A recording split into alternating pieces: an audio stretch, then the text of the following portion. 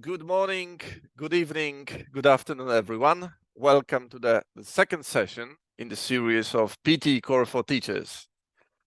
The people are joining, so I'm gonna wait a minute or a minute and a half till the group gets bigger, because this is the time where the platform allows the people to jump in.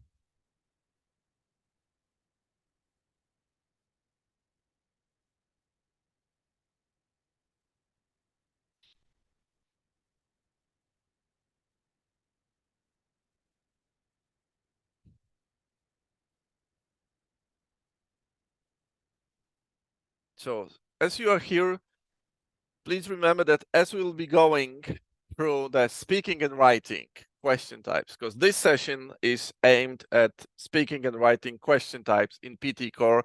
The session is designed for teachers, and there is a Q&A section. So the most important element for me is, like, if you could listen and if you could follow the information, because this will equip with the knowledge of what can you do as a teacher in the preparation course to teach for PTE Core. But there is a Q&A section, so if you have some questions to ask, feel free to put them in the Q&A, and we'll try to answer them as we go by. Okay, my name is Bartlomiej Janiek. I'm the assessment advisor and a teacher trainer, and I support various assessment programs. And it's my pleasure to be with you here to talk about PTE Core speaking and writing. So on Tuesday there was a first session. You'll have a chance to see it. The recording will be uploaded to the I Teach PTE Core session with the webinars about the general introduction of what is PTE Core. Please remember that PTE Core is a general English test aimed at Canada, visa and migration opportunities, period. Okay, so if you have candidates who are planning to move to Canada and they say, I will work there and I want to move there, the PTE Core is the test for them. Any other locations, any other goals like studying or anything else, this is a different scenario. So now then there is a PTE Academic portfolio bigger, so it's going to be PTE Academic, PTE Academic UK VI, or PTE Academic Online. PTE Core, visa, migration, Canada, everyday English. This is the target. So when it comes to because the last session you had a very general descriptions of the sections within the test, and today we'll cover the speaking and writing. We'll talk about the question types, we'll talk about the teaching tips, and we'll talk about classroom ideas. So the most important elements, if you're a teacher and you teach English and you provide preparation courses, is that PTE Core is the general English test about everyday life situation and the workplace English, which means that you can use the general English course book and supplement this course book or slightly edit some of the activities within the course book to offer preparation for PTE Core. Unlike PTE Academic, where you need I would say like a specialist course book dealing with academic English. So this is the major difference. And the second element when it comes to the effective exam preparation, and this is my experience of running several of them, attending several of them throughout the whole history, there is one single best strategy which will help your student to get a desired score. And this strategy is simple. This is the good, solid preparation. That's it.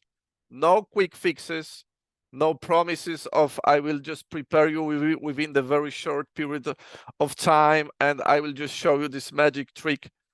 The good and solid preparation, okay? Building the structure, equipping the test takers with the confidence and allowing them to improve their command of English, okay, in the appropriate, solid way. So this is my, I would say, the private strategy when you attempt any exam preparation, okay? The question types, the speaking and writing question type. For those of you who are familiar with PTE Academic, so I would say it will be much easier to familiarize with the PTE Core because the question types, okay, there's one question type that is different, respond to a situation. And instead of writing an essay, you've got write email, and instead of and there is no highlight correct summary. So you will know the structure of the sentence. So now you need to ask your students when they come to you and they say, okay, are you familiar with PTE portfolio? Or have you, maybe you've taken or you've studied for PTE academic? It means that probably they will know the question types. If they are not familiar and this is their first contact, it means that you will have to guide them through all the question types. What are they expected to do? What are the requirements? What are the things they will need to remember when they will deal with particular tasks? So, okay, the speaking and writing type, you've got the number of questions, you've got the range of the time that is presented within this particular section, and we'll cover all of them in this session. So when it comes to the first one, when it comes to the first situation, please remember that, hold on a second. Yeah, please remember that when it comes to reading aloud, so there are 6-7 tasks. Okay, the speaking time varies according to the length of the text, and the length of the text is 40 and 60 words. So you've got the sample screen taken, so that you know the instruction. So you look at the text from the notice in the wildlife park. All the material, as you've heard in the first session, is authentic. So in 30 seconds, you'll need to read text aloud as naturally, as clearly as possible. Okay, so being natural and clear, this is the point. And these are the scoring criteria for reading aloud. Okay, so there is you'll be scored on the content.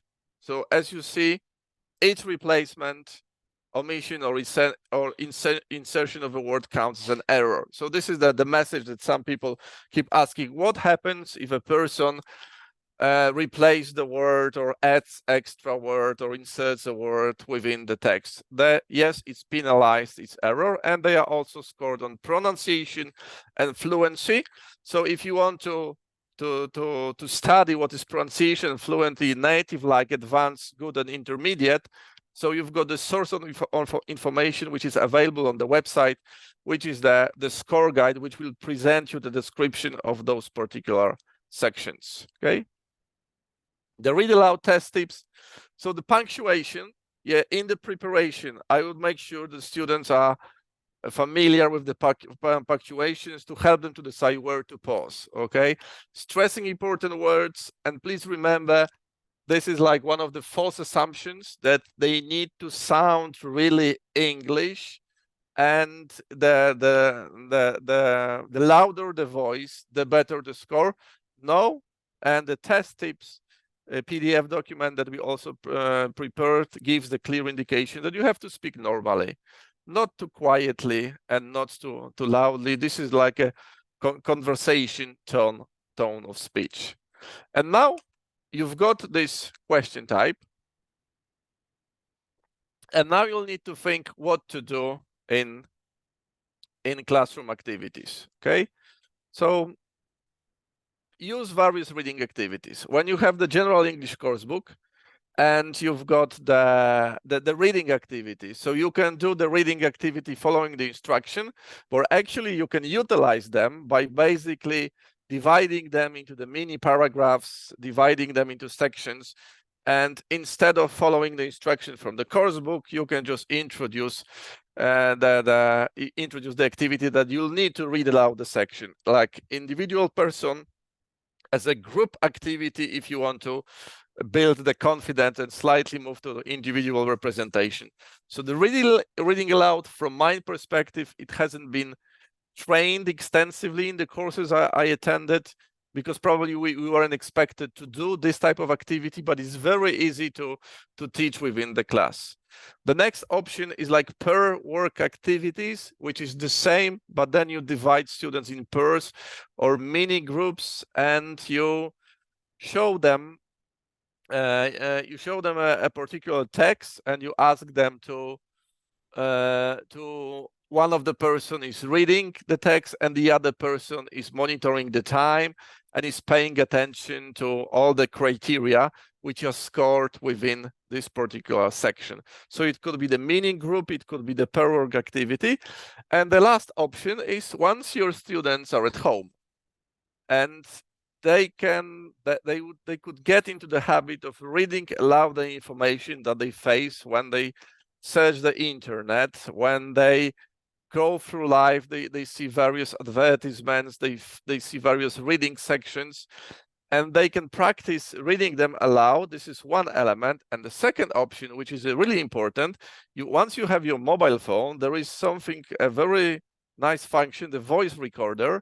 And basically, once you read aloud, you ask them to record their voice, and either they can share it with you for your approval, for your consideration, so that you will assess them, or as they grew in confidence, they can share it within each other, within the small groups, when they can practice reading aloud, sharing the information with the other partner, with the other students, so that they will evaluate them. When you read aloud something from the internet and you want to make sure that the person or that the teacher has the text as well, all you need to do is you need to copy and paste the text from the website, put it in the Word document or the Google Drive, share it out, and you have the original text and your recording as well. So the several variations just to practice this particular activity. I've taken examples either from Roadmap, from Business Partner, and from Gold Experience. So once you can talk about, you can do the text, you can answer the questions that will develop the command of English, you'll work on the vocabulary, you'll work on the multiple choice, you'll work on different questions, and you can also supplement it with the reading aloud section. Okay, it's not stopping you at any point just to finish the reading activity with a quick read aloud activity. Okay, so this is the point to consider. Okay, now you will hear a sentence, so you've got the repeat sentence, and you need to repeat the sentence exactly as you hear it. And you will hear the sentence once only. And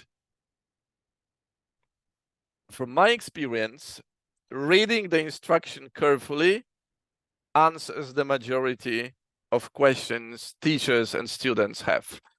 If the sentence says, if the instruction says, please repeat the sentence exactly as you hear it. So the word exactly is the key. You must repeat all the words in the same sequence. Okay, it's not like omitting the words, adding something. The instructions is clear exactly as you hear it. So you'll have 10 to 12 tasks. The length of a sentence is around 9 to 15 words, and the speaking time is like 15. Speaking times is 15 seconds. Okay, so, and there is the sample. They used to rent a room in a house with 5 other people. Okay, so this is just to confirm that, as we told you, this is everyday life situation and the workplace situation. So they will need to repeat exactly the same sentence. And the scoring criteria. So you've got content, pronunciation, and fluency. Okay, so when you think of the errors, so you'll talk about the replacements, omissions, and insertions only. So once you will deal with candidates and you will talk to them about scoring criteria, you need to underscore, okay, so if you replace the word, if you skip the word, if you insert extra word, you will be penalized. Hesitations, unfilled or filled pauses, leading or trailing material is ignored in the scoring of the content. It means that they don't have to waste their energy adding something at the very beginning or at the end, thinking that it will help them to sound more fluent, to sound more advanced, because those elements will be ignored. And the sooner you provide this information to the test takers, the sooner they will learn that it doesn't make sense to add anything at the very beginning or at the end. That will enhance my scoring. So the content, pronunciation, and fluency. So repeat sentence, well, the same as reading aloud, because it's very easy to implement, though it's not often, I haven't met it quite often in my language courses, but maybe because of the fact, as I told you, that we didn't study for this particular question type. But since they will deal with this question type, so you can easily implement regular drills of repeating sentences, okay? So the regular drills, you as a person who might set the example, or you can use any listening activity, you can use any internet source at the very beginning, in the middle as an icebreaker, at the end. All you need to do is you need to present the model of a particular sentence. Either you need to read it or you need to play it, and you just press the pause button, and they have to repeat the sentence. Then you can go back, and so that you'll do the remodeling. Okay, this is option number one. Very easy to implement within the classroom activity. 4-sentence image description. So you can build on several activities into one. So there are course books with images, but since majority of the students, they own mobiles, probably. If not, you can use various resources, and there is internet access. So a very nice activity is to ask them to find several images of their own interest, hobbies, of everyday life situation or the workplace situation. So if you Google workplace situation and press images, you will find no shortage of them.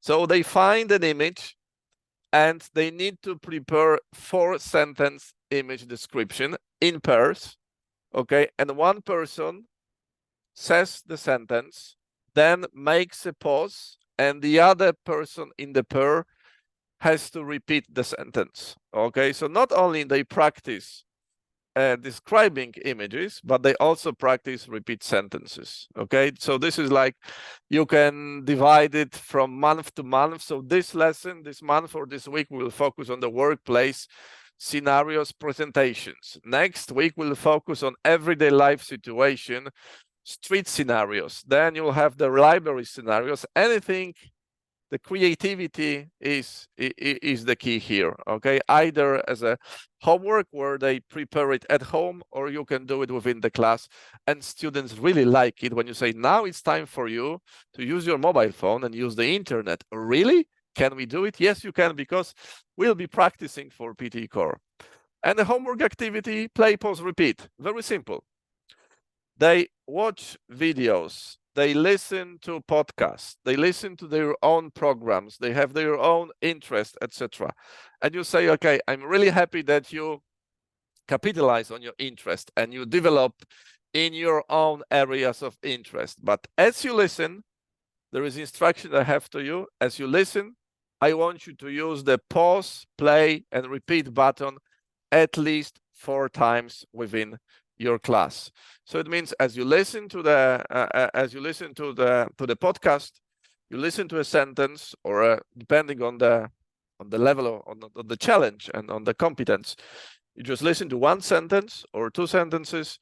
You press a pause button, you repeat the sentence, then you rewind and you listen if your repetition is as close as possible to the version that you've just heard. And it could be a regular activity, like a habitual activity of all the listening done at home during the preparation time. Okay, so once you repeat the sentence, they will need to pay attention to the phrasing, how are the words combined, okay, the stress and intonation, whether it's a rising intonation, whether it's falling intonation, and the word of wisdom that should be transferred to the test takers, they don't try to copy the accent, okay? So we do get questions from time to time, and I think it will never end. What about the accents? Okay, the key element is to speak naturally, natural pace, natural tone, and using the accents that they have, because the engine has been trained on numerous accents, so they don't have to worry about the accent, and that will cause them to lose their points. Okay, so repeat sentences. So now, the describe image. You've got the sample question type. So you look at the map of the city below. So in 25 seconds, you need to speak to the microphone and describe in detail how to get from point A to point B. You'll have 40 seconds to give your response. So everyday life situation, just you're walking down the street and a person says, okay, sorry, I'm new here. Could you tell me how to get to the nearest train station? Okay, even if I have Google Map, I'm not sure which is the right street. Okay, so they will deal with 3 or 4 tasks of this type. At the preparation time, 25 seconds, speaking time, 40 seconds. And there's a range, I told you the first webinar, there's a range of images. They will get pictures describing daily situations, daily routines. They might get a graph or a chart, or they might a situation that will describe a process to follow. So the information for you as a teacher, as a training provider, is to include all those elements in the practice sections. Okay, they are scored on the content. So describing just the maximum one, you will find those information in the score guide. So you'll know, you'll have the good source of information. So looking at the maximum point, so you'll describe all the elements of the image and the relationship, possible development and conclusion or implication. So you already have the things that you need to pay attention to when you'll be training your students how to describe image, okay? So elements, possible relationships, possible development of a situation, conclusion or implication. And pronunciation, fluency, you already know it. Feel free to refer to the score guide for the description of those sections. And at the same time, because there is no shortage of alternatives when you have the internet and you've got this magic button images, but you are using some form of language course books. I've taken this, as I told you, from the roadmap, business portal, goal experience, speak out. So at the very beginning of a particular unit, there is usually a set of images presented. And there are some questions, if you could refer to the images and etc. and describe the image. So please utilize them, even if the very first question in a particular unit is about a different activity or is about a different strategy.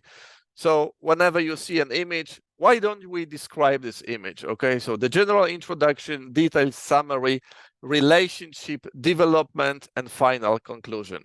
So this is the very first element. The second element, the very same situation as the previous activity with the 4-sentence description, because you can combine it. You ask them, okay, I want you to find 4 images of your interest. The other person needs to prepare 4 images as well. So there will be 8 images per pair or per mini group. So they draw an image, okay, or they just look at the image on their mobile phone. One person is the timekeeper, and the other person has to describe the image using the following criteria which are present in the score guide. This is the option. Homework, a really nice activity, because this is like, we are visual, yeah, we like observing things, and just pay attention as you just go from work and you're heading home. Pay attention to the images that you are passing by, okay, whether you're in the shopping center, whether you are browsing the internet, you're opening any website. Just let them know that, okay, why don't you pay attention to the image and get in the habit of image description.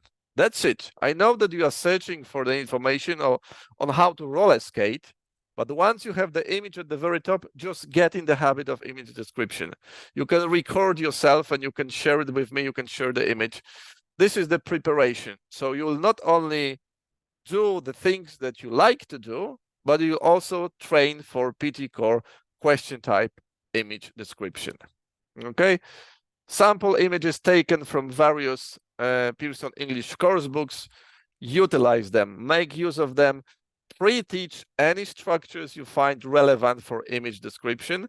Look at the score guide, look at the scoring criteria, just drill the structures and let them flow with image description. Okay, so when there is a graph, you make sure just you need to use, if the graphs are not present in your course book, just put the pie chart or the bar graph in the internet, look at the images, offer exposure to those types of elements, just paying attention that they will be about everyday situations and the workplace situation. So no academic stuff, no science there.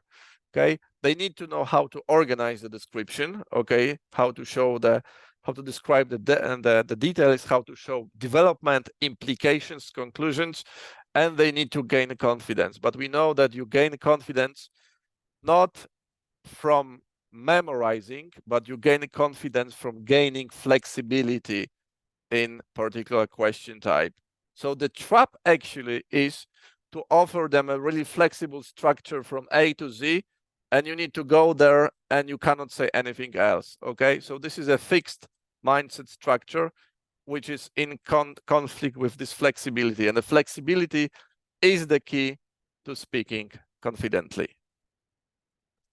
Okay, so now the situation that, as you'll see, respond to a situation.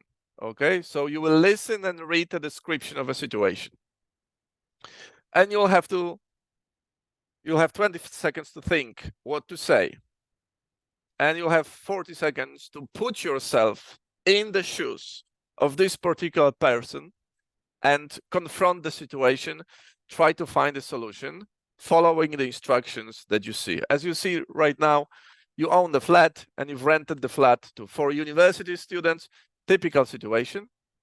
And you are there to check if everything is okay, and you notice that the flat is very dirty, the carpet is damaged. Since you are the owner, so probably you wouldn't be happy to see the situation like this. So, and you would want to talk to the students, okay, just to point out the situation and maybe to repair the situation, to offer the solution. So you'll need to prepare within 20 seconds, you have 40 seconds to prepare, and the range of topics as through all the question types is with formal, informal situations, because the workplace and the everyday life situation, as you see like this, it might be semi-formal because they are not your friends. You are in a business relation, so it could be formal or semi-formal. And then you need to say something, put yourself in the shoes of this person, and the speaking time is 40 seconds. Okay, the scoring criteria, first of all, the response should be appropriate. So appropriate to the situation. And it should be clear and polite in formal or informal register, which is also appropriate to the particular situation. So this is the light for you when you train for it. Not only you should train how to say things, but just to equip your students with the skills of distinguishing, okay, when they see the situation, is it formal or informal? Why is it formal? Why is it informal? Okay, so appropriate, the social demands of the given situations are represented and appropriate, and they are scored on pronunciation and fluency as well. Okay, variety is the key.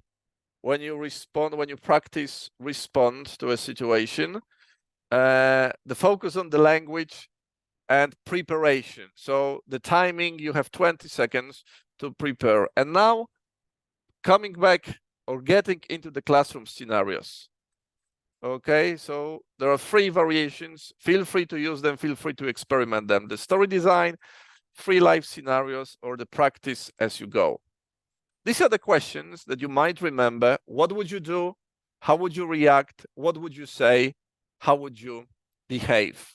Okay, so once you have an image in the course book at the very beginning of a unit, or you can open the book at random, you find an image. What you need to do as a teacher, as a creative person, hopefully, that you need to design a quick scenario for this particular image and just end this scenario within the question, what would you do? How would you behave? And what would you say? So it's taken from roadmap. So you see, the free aid bucket list unit, and there is a different unit above, several images. You open the book, you prepare in advance, you see, okay, so there is a situation, someone is moving somewhere, and there is a person on a boat in some exotic place, I don't really know, but we're gonna train for respond to a situation. So what you do is you design a situation referring to this particular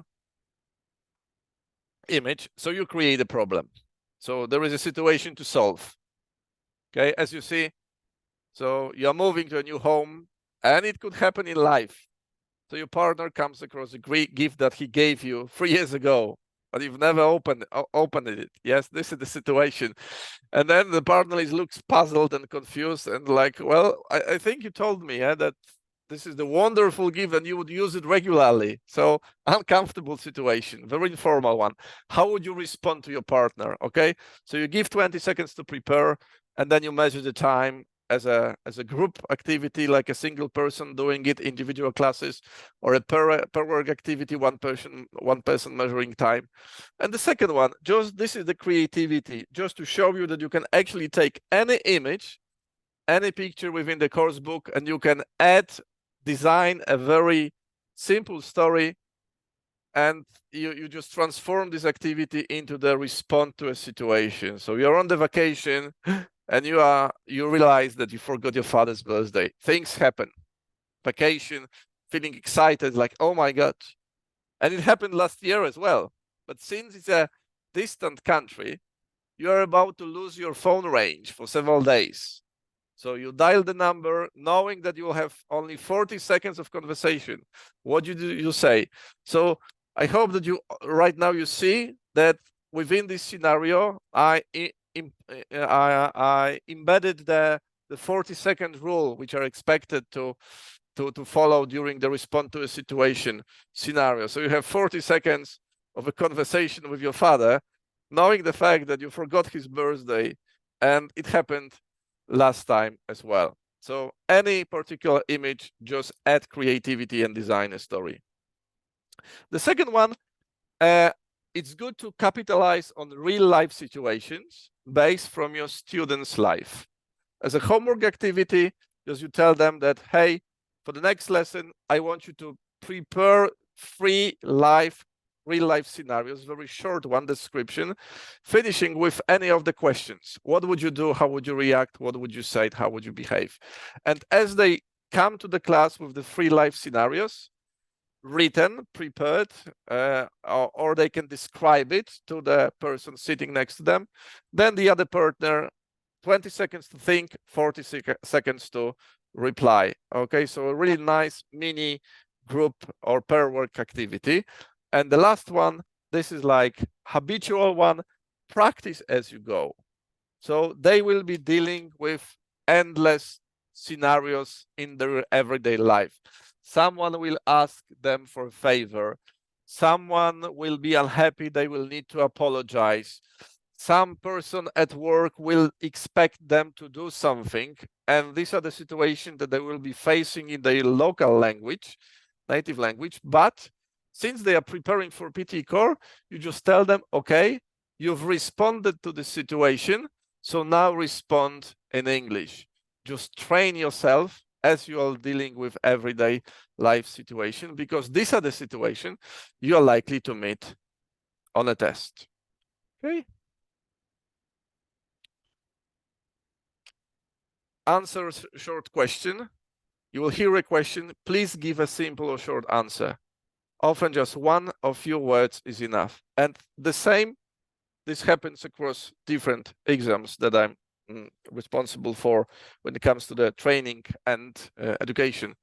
The instruction is the key. Often just one or few words is enough. And then people say, okay, do I have to build a complex sentence? And then I say like, okay, haven't you read the instruction? Oh, I've read. So what does the instruction say? The instruction says one or few words is enough. So I don't have to build complete sentence, complex sentence to sound really proficient. No, you don't, because one or few words is enough. So they will have 5 or 6 tasks. the speaking time is 10 seconds. You've got the recording length, range of everyday topics and everyday life situation. A sample for you. What do we call someone who buys products from a shop? Okay, everyday life situation. What do we call someone who buys products from the shop? One word is enough. The scoring criteria: vocabulary, appropriate word choice in response. That's it. Okay, and now what can you do to put this element in practice? Okay, so one word or a sentence you already know, and once you, it's important that when you teach the strategies, once they answer the sentence, they don't have to wait till the microphone closes. Once they give answer, they can, well, it's recommended that they click, move to the next after the response. So this is also a mini strategy, time-saving strategy as well. 4 questions to remember. What do we call? What happened here? What does this person want? What do you call the last object you saw? So very easy questions that could be used with as an icebreaker within the class. So what do you call the object? You ask the question, or you design several questions. You can use ChatGPT. Okay, can you design 10 questions starting with what do we call? And they all should refer to shopping. They all should refer to sports. They all should refer to running a presentation. And you will get a very quick, nice icebreaker activity. So these are the questions that either you can just put them, print them somewhere on the wall, present them on the projector, etc., etc. And a nice extension is like you use internet, or you use the images. Well, I'm using the internet, or you can use the images from the book. You just make a collection of those images. Then the person, because teaching should be fun as well, and it should be engaging for the students, and it should be engaging for you as a teacher. Okay, so you've got the section of various images. Okay, and the person, you select the person. It could be the group activity, but the whole class activity, it works fine. So the person comes to the board, they draw an image. Okay, they have to mime the image, okay, within a very short period of time, and they have to finish an image with one of these questions. They need to choose. Okay, so once you have the dentist, so they mime being a dentist, and then you say the question: how do you call a person who works with your teeth, or whatever? When they have the surfing, so depending on the level of the classes that you are teaching, you adapt the question to the particular situation. How do you call a person who swings a bat and a small ball so that it will get into the hole? Okay, what do you call the place where the people play golf? And then they say the golf course. Okay, how do you call the place where people create bread and tasty rolls, the bakery? And then they have to mime, and they have to finish this activity with this particular question. Okay, speaking do's and don'ts, a general knowledge, but worth remembering for your students.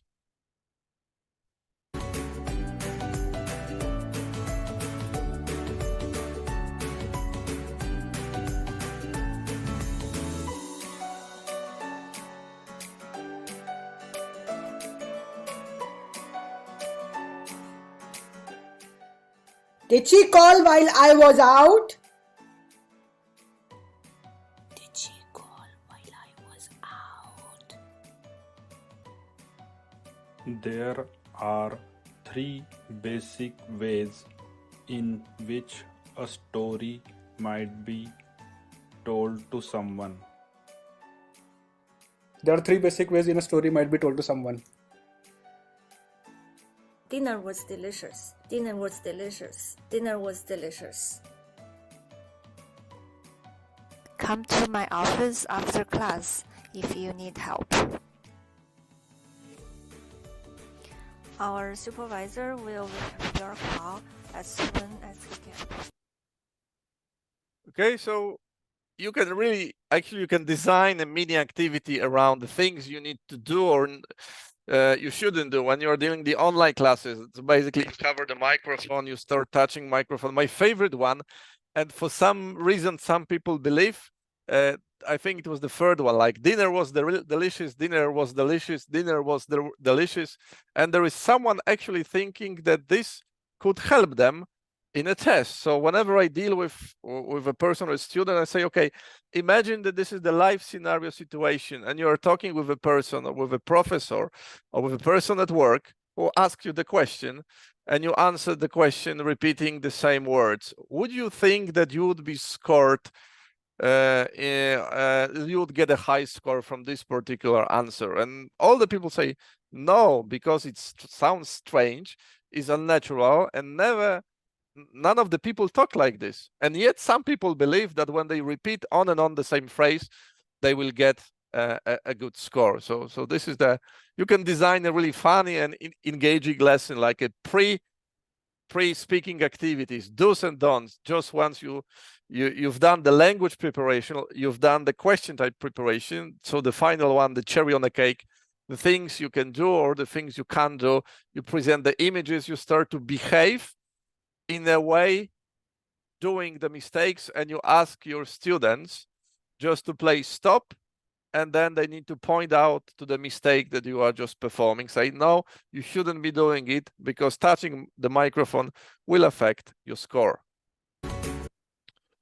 And the writing section. The writing section, there are two tasks in the writing section. There is a summarize written text, and you've got write email. Okay, the summarize written text, remember everyday life situation, workplace situation. So you see the sample on the screen. And you'll need to summarize the email using between 25 and 50 words, okay? So you've got the box at the bottom, and you'll have 10 minutes to finish the task, okay? So they will get 1 or 2 tasks. The length of the text, as you see, between 120 words, and the response word limit is that you need to be within the limit 25 to 50 words, and they have 10 minutes for it. The scoring criteria, the content, the form, the grammar, and the vocabulary. Please remember that if they are scored 0 on the content, no further scoring is done. So the content is the first element. So the good summary of the text and all relevant aspects are mentioned. It's not like they will just write off topic thinking that just they memorize something somewhere and just they put the text there. So if it will not match the content and the task presented, they will not be scored. So this is which is good because, well, the answer is off topic. So, well, no further explanation is needed. So if it contains 5 to 25 words or 51 to 60 words, remember they will already lose points. They have the word limit within the box. It's is the total word count you see at the bottom of the screen. So they need to be within the 25 and 50 word limit. So the grammar, the correct grammatical structure, and the appropriate choice of words. And coming back to the general English classroom, as you use the language course books that you're using right now, feel free to implement summary protocols. The summary protocol is like you've got the reading sections, you've got different text as you go through the unit. And yes, you can follow the activity, or basically from time to time, you can exchange the instruction from the one presented in the course book to saying, okay, so now I want you to summarize the passage using between 25 and 50 words, and you have 10 minutes for it. So you just neatly implement the question type preparation within the language classroom. It could be done during as you teach, so the live classes with the time count, and then once the 10 minutes is off, then you just ask them to share the homework with you. At home, computer and typing using the keyboard is the key, because this is the computer-based text. Please advise them, and this is another word of wisdom, like they'll need to teach them in the preparation protocol that they need to turn off the spell checker, they need to turn off any artificial intelligence software which will underline the words which has mistakes. So basically they'll need to get a habit of monitoring their own written response. Okay, and the cool website reviews. So capitalize on students' interest, okay? Or you can collect the things that are interesting for them. You can make a list and then you share a website with them. And do aliens exist, okay? Some people might be interested in following this scenario. And just as they go by, as they read through the page, that you ask them to type a summary following the criteria within the text, okay? And it could be done monthly or weekly, depending on the time space that you have with a particular group or within a particular student. When you summarize, remember that you need to identify the main ideas and the supporting ideas. It's good to paraphrase, although please remember that when they will use some of the keywords which are very specific, for example, the name of the university or a different name which is present within the text, and they will use this word within their own summary, they will not be penalized. So paraphrasing is always a good structure, whatever the level, but they can use some key elements and keywords from the text as well. They need to review the grammar and they need to review the word count just to make sure that this lies within the limit required. And the final one is they will need to write an email about the situation. So the emails, and actually this is a really nice live preparation course that you can design, because sooner or later they will have to write emails. I'm sure that majority or all of your students, as you meet them, they've had a chance to see an email or at least to write an email several times in their life, because this is one of the basic form of communication that we are having right now. So you've got the situation, you've got the time given, you'll have 9 minutes, you've got the word limit, you should write at least 100 words, and you've got the problem presented, you've got a very clear indication that your ideas must come from the following 3 themes. So it means that if you must come from the following themes, it means they must be addressed within your response. The word limit and the scoring criteria. So you've got the content, email convention, so being appropriate, if they are used correctly, whether it's formal or informal. The form, okay, remember the word limit. This is another false misconception.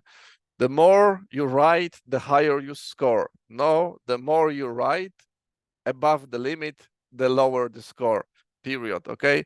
It should be within the range. And they are also scored on organization, vocabulary range, grammar, and spelling. So you'll find this information within the score guide, okay? So these are the scoring criteria. And the test tips, the general one, so they need to address the prompt. So this is like once they read the prompt, there is a problem presented. If they address the prompt, it means that they're on the safe side. Typing something which is not relevant because, for example, someone memorized something and they are very fixed in structure. I don't know how to write anything, but they just learn by heart few words, and this is what I'm gonna do.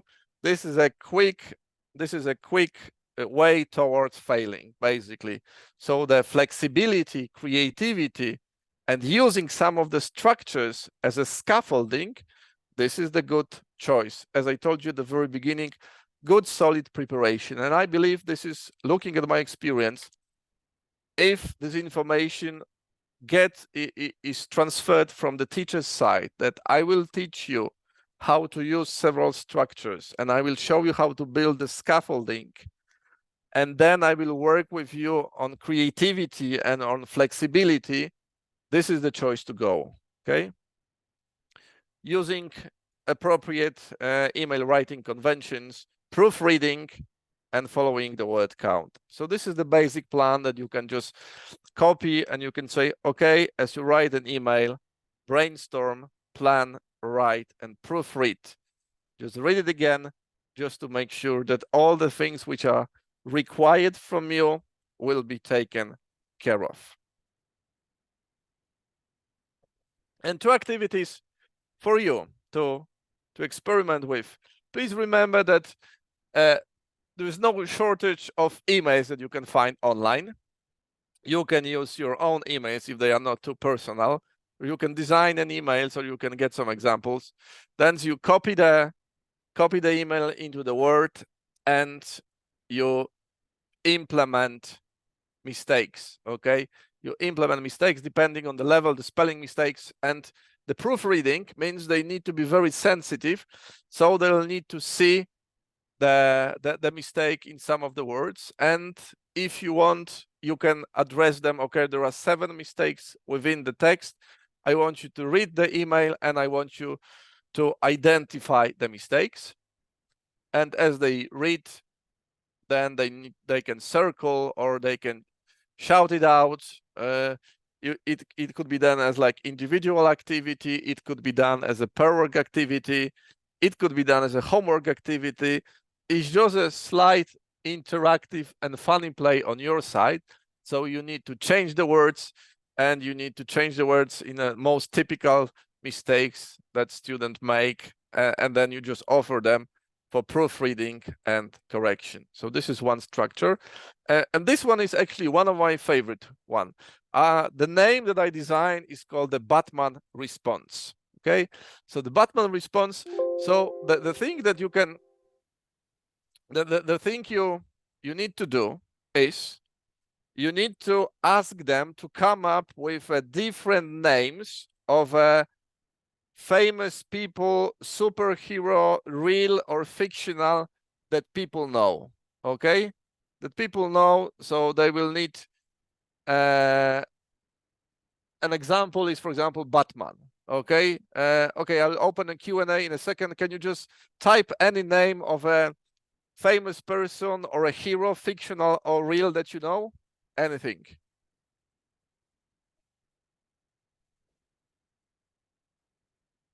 Some fictional character. I'll see if I can work. Yes, the Spider-Man, Superman, Iron Man, Captain America, Tom Cruise. Yes, Superman, Hulk. Yes, Spider-Man. That's true. Of course, and you ask them to, and you compile the list of heroes. It could be Michael Jordan. It could be the Gandalf. It could be the Robocop. It could be the Michael Jackson.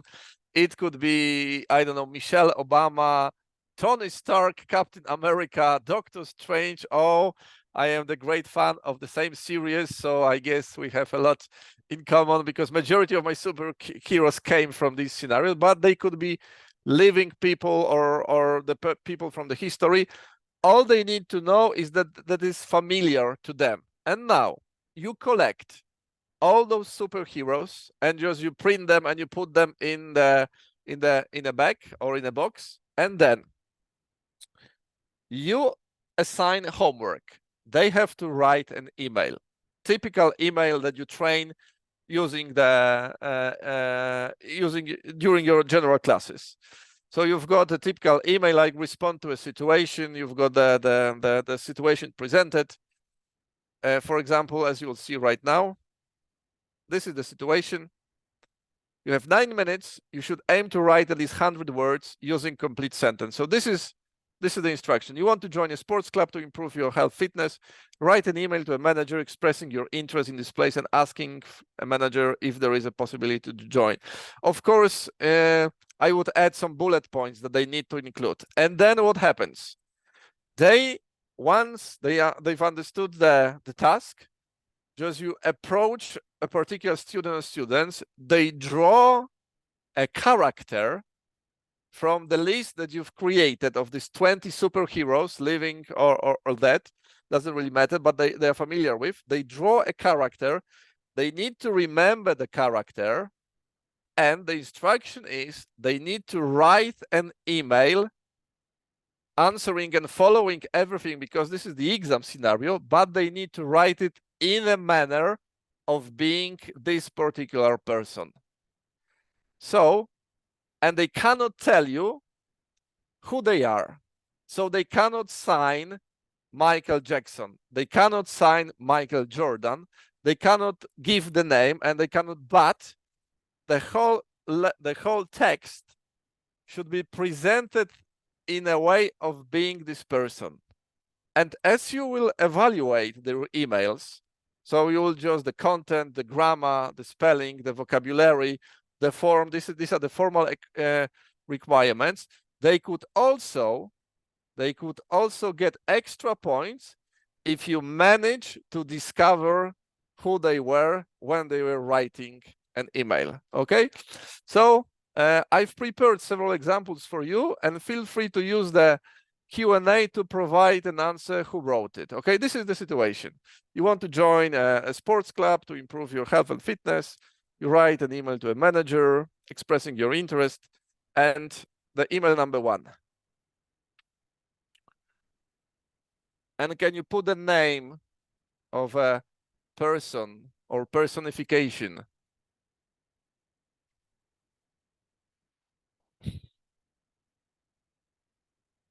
Who wrote it? Batman? No. Anyone else?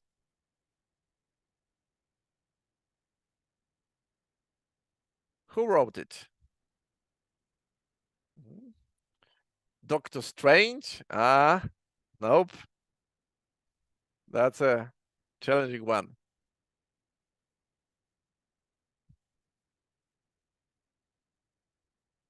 Actually, this one is Thor. No, this one is Dracula. Okay. Dracula, could an individual of my unique proclivities, one who savors the rich elixir of life. It means blood.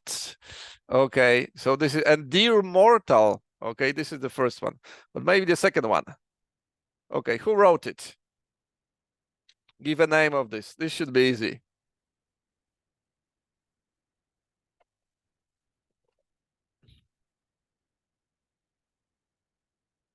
Hulk, of course. That's true. Thanks a lot. And the last one.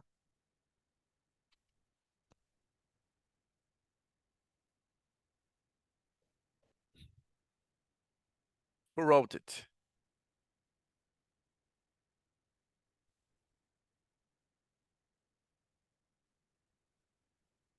Michael Jordan? No. I'm gonna help you a bit. You're simply the best, better than all the rest. There was a singer who used to sing this song. Tina Turner. Okay, so Tina Turner, the song The Best. So this is how can you teach emails and implement an element of fun, okay, within this activity. The activity is named Batman Respond. So I guess that would be all when it comes to speaking and writing section. So you've got the scoring criteria, you've got some information. What can you do? How can you teach for particular item types within your lessons, individual group lessons? And since it's general everyday English, please remember that this is the type that you can use general courseware, and just you supplement the courseware within those mini activities, so you don't have to change a lot. Sometimes you just add extra instruction for a particular activity, and you design the same activity, but this activity will appear in PTE Core test. Okay. Just to as a final mark, Zoe, were there any questions of a particular category that were particularly important or worth addressing? A couple of, quite a few questions around things such as the preparation time and response time, which I think you went over in the slides there, but that's in the kind of material as well. And questions about summarized written text. So yeah, just going back to that difference between academic and core, that in core it can be more than one sentence, whereas in academic it would only be one sentence. And then around the punctuation, obviously, all of the correct pronunciation should be used for each sentence. Okay, great. So yes, these are the questions, and we'll be answering various questions as we go by through the further trainings. So there are 3 more workshops to go. The recording will be added to our website. I teach PTE Core with all the recordings, with all the sessions. So we'll make sure you'll have access to it, and you'll have a chance to watch it again and just to refresh your knowledge, or just share the link with someone else who missed those elements. Okay. Thanks a lot for being with us. Thanks a lot for following the structure. Thanks a lot for all the questions. I hope we managed to answer the most important one. Enjoy the rest of your day. Feel free to use the knowledge. Just study the guide, study the preparation materials, just familiarize yourself, and just put those elements in your teaching protocols in the PTE Core preparation. Thanks a lot for being with us. Enjoy the rest of your day.